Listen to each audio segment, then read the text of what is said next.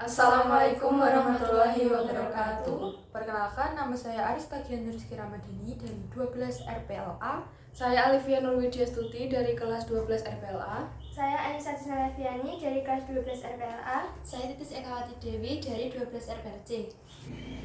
Sebelumnya, kepada yang terhormat Bapak DRS Masrur Hanafi MM selaku Kepala Sekolah SMK Negeri 2 Trenggalek, Bapak Haryo Laksito Ardi Eskom Mkom selaku pimpinan PT Manggala Teknologi Nusantara, Ibu Wahyu Tri Wulansari SPD selaku Ketua Kompetensi Keahlian Rekayasa Perangkat Lunak, Bapak Labib Fayumi Eskom selaku Guru Pembimbing Siswa PKL SMK Negeri 2 Trenggalek, seluruh staf PT Manggala Teknologi Nusantara yang telah membantu dan membimbing kami selama kegiatan pelaksanaan PKL, dan seluruh pihak yang telah membantu dalam pelaksanaan kegiatan PKL dan penyusunan video ini sampai dengan selesai.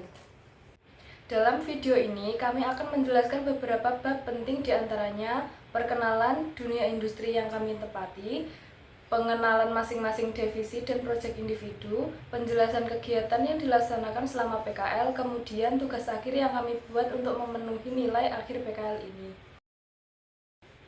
PT Manggala Teknologi Nusantara merupakan PT yang mencakup berbagai aspek dalam bidang pengembangan perangkat lunak.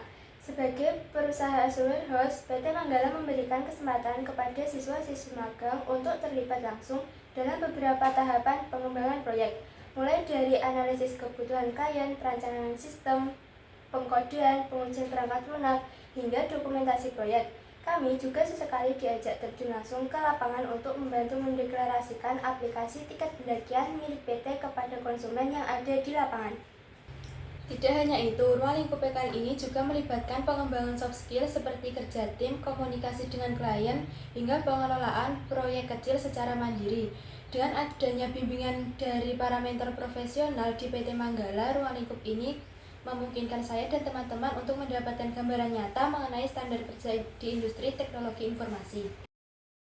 Untuk tugas saya ada beberapa diantaranya membuat portofolio, membuat website perpustakaan, membuat website penginapan, dan yang terakhir membuat website interaktif. Untuk website portofolionya, yang pertama di sini ada halaman landing page, biodata, dan kontak me. Kemudian pada bagian landing page ada button more yang jika diklik akan langsung mengarah ke bagian biodata. Dan untuk yang selanjutnya, tugas saya yaitu membuat website perpustakaan. Website perpustakaan merupakan proyek tugas akhir kita yang akan kita jelaskan di akhir nanti. Yang ketiga, tugas saya yaitu membuat website hotel atau website penginapan, di mana website hotel ini memiliki beberapa fitur, diantaranya fitur pesan, memilih hotel, kemudian booking, dan pembayaran. Untuk yang terakhir, tugas saya yaitu menguji coba website interaktif menggunakan fitur-fitur yang ada di Figma. Di antaranya menggunakan fitur tools dan layout grid yang ada di Figma. Sebagai divisi FE, saya membuat halaman front-end dari sebuah website sesuai dengan desain dari UI UX dengan menggunakan Nuxt.js dan Tailwind. Proyek yang saya buat diantaranya website portofolio, website perpustakaan yang merupakan tugas akhir kami yang terdiri dari dua aplikasi yaitu user dan admin. Kami berdua sebagai divisi back-end. Tugas kami sebagai divisi back-end yaitu membuat database dari proyek UI UX dan front-end. Kami membuat database-nya menggunakan Laravel yang kemudian dihubungkan ke Postman menggunakan API, di mana untuk contoh penerapan API-nya akan dijelaskan di akhir karena pada tugas akhir kami menggunakan penerapan API. Tugas pertama kami yaitu membuat CRUD data siswa. Untuk tugas saya yang kedua yaitu membuat perpustakaan bagian admin. Dan saya membuat website untuk bagian user. Untuk kegiatan yang dilaksanakan selama PKL di sana, kami pada bulan pertama diajak untuk mempelajari aplikasi tiket pendakian dan menerapkan aplikasi tersebut secara langsung di lapangan. Kami diajak untuk membantu pekerjaan lapangan secara langsung di cabang Batu Malang dengan membantu cek sampah, kemudian membantu check-in pendaki untuk mengetahui sistem dan alur aplikasi secara langsung dan jelas. Pada bulan kedua, kami melaksanakan kegiatan kantor, diantaranya absensi, kemudian mentoring, dan absen pada hari Sabtu. Kemudian kami juga melaksanakan beberapa tugas yang diberikan dari mentor-mentor kami, masing-masing divisi. Lalu pada minggu ketiga kami diajak untuk melaksanakan pembukaan Gunung Baru cabang Batu Malang dengan bekerja sama dengan Wali Kota Batu pada saat itu. Pada bulan ketiga kami tetap melaksanakan kegiatan kantor full dengan masing-masing divisi dan melakukan mentoring sesuai dengan tugasnya masing-masing. Lalu kami juga melakukan diskusi, sering melaksanakan diskusi secara kelompok karena kami memiliki tugas kelompok. Kami berpartisipasi dalam acara yang diselenggarakan kantor, yaitu pembukaan Gunung Baru Selok Kurung Kawi. Kurang lebih susunan acaranya juga sama seperti acara pertama. Kami juga diberi piagam sesuai divisi panitia masing-masing. Pada bulan kelima, kami melanjutkan tugas di kantor, yaitu menyambungkan bagian front-end dan back-end website perpustakaan. Dan pada bulan ke-6, full kegiatan kantor dan mentoring menyelesaikan tugas akhir.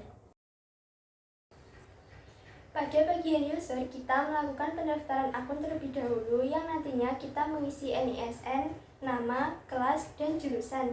Setelah itu, kita daftar. Lalu pada halaman utama, tampilan akan berubah. Ada menu profil di pojok kanan bawah. Jika diklik akan tampil profil yang sudah kita masukkan. Jika kita meminjam buku, bisa dilanjutkan dengan mengisi ID, judul, penerbit, dan tanggal pinjam. Setelah itu akan muncul informasi bahwa peminjaman buku telah berhasil. Jika ingin mengembalikan buku, kita juga mengisi ID, judul, penerbit, dan tanggal kembali. Setelah itu akan muncul pemberitahuan bahwa pengembalian buku telah selesai. Pada halaman admin, kita dapat masuk ke bagian dashboard dengan cara memasukkan email dan sandi. Kemudian kita masuk ke halaman dashboard. Di halaman dashboard terdapat beberapa fitur dan menu. Di antaranya terdapat diagram tentang buku favorit dan buku yang terbanyak dipinjam pada hari itu. Pada menu data peminjaman buku terdapat beberapa fitur, di antaranya fitur cari. Jika data sudah banyak, maka kita bisa mencari data yang diinginkan dalam fitur tersebut. Kemudian ada fitur tambah data. Pada tambah data ini kita bisa memasukkan buku yang akan dipinjam dengan cara memasukkan ID buku, penerbit, judul, dan tanggal peminjaman. Kemudian juga ada pagination yang jika data sudah lebih dari 10 maka akan diarahkan ke halaman selanjutnya. Pada data pengembalian buku, kurang lebih fiturnya sama dengan data peminjaman. Hanya saja pada bagian tambah data, memasukkan tanggal diganti memasukkan keterangan buku yang sudah dikembalikan apa belum. Kemudian pada fitur pengguna terdapat data pengguna atau peminjam buku. Kita juga bisa melihat riwayat peminjam untuk jaga-jaga apabila buku tidak dikembalikan. Pada pengaturan terdapat halaman ganti password untuk mengubah password lama menjadi password baru. Kita bisa menginput sandi lama dan sandi baru lalu klik button ubah. Kemudian jika ingin keluar, klik logout untuk kembali ke halaman utama. Sekian presentasi dan demonstrasi proyek yang dapat kami sampaikan. Terima kasih atas waktu dan kesempatan yang diberikan. Kami sangat menyadari bahwa video ini masih jauh dari kata sempurna. Oleh karena itu, kami memohon maaf apabila terdapat salah kata maupun perbuatan yang tidak disengaja. Wassalamualaikum warahmatullahi wabarakatuh.